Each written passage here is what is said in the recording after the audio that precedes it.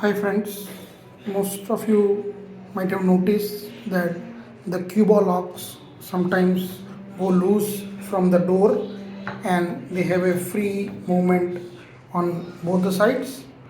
This video is to fix the same. You have to use a Allen key and there is a Allen key slot on the top.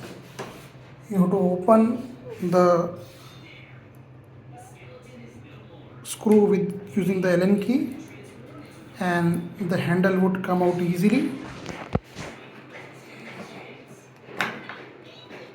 Remove the handles from the both sides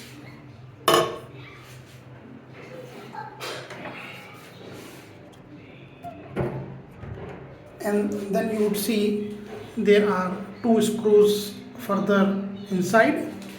You have to tighten them and this would fix the metal piece on the door, and then again you can screw the handles back again. Thank you.